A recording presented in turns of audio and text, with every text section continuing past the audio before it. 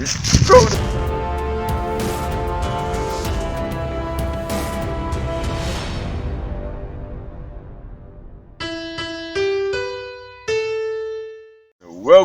at Apglos Answers. In this episode we will answer a question, and I have it here in my code because we got a question and I have to read this. The question is of the engineer's secrets, and he saw like videos, our very nice videos that you can see on our YouTube channel, and he always sees us using a GPS rod like this. And he asked, does it really need that rod to make a survey? If you have a question yourself, you can of course write it in the comments, or you can do whatever. Or you can ask the question within Apglos Survey Wizard, because there is an option to do that, or you can send us an email. You can see our email address and contact information on our website www.apglos.eu. Let's put the question back in the pocket. But first, I will ask myself, what is a rod? This is a rod. It's a GPS rod, and it's from carbon. It is of two parts, and you can screw it together.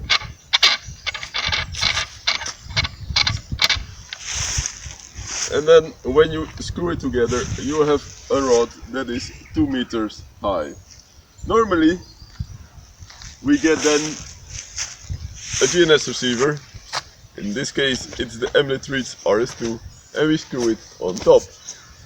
But the question is, can you survey without this GPS rod?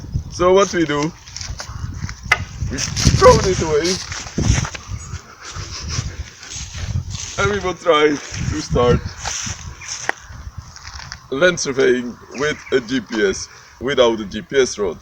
So we have this Apglos RS2, and we have this Apglos Armor tablet, including the Apglos Survey Wizard. We have to connect those together, so we go to the connect menu and click on connect, and we selected the Apglos RS2.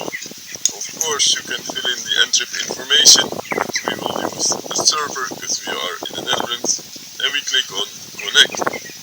And then we have to wait until there is a connection. The connection is made with a Bluetooth device. And now we have already a position. And now you can see also the position in the map. I will zoom in.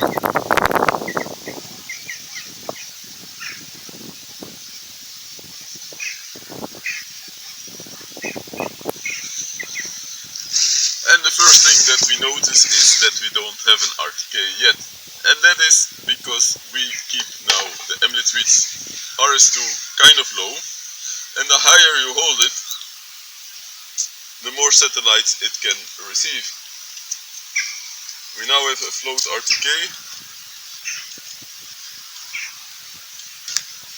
And now we have an RTK. So now I want to try to measure a point. I just have two hands, so I will try to make it here, as Raymond always says. And I will put the layer point. And I can give it a color, I give it a red.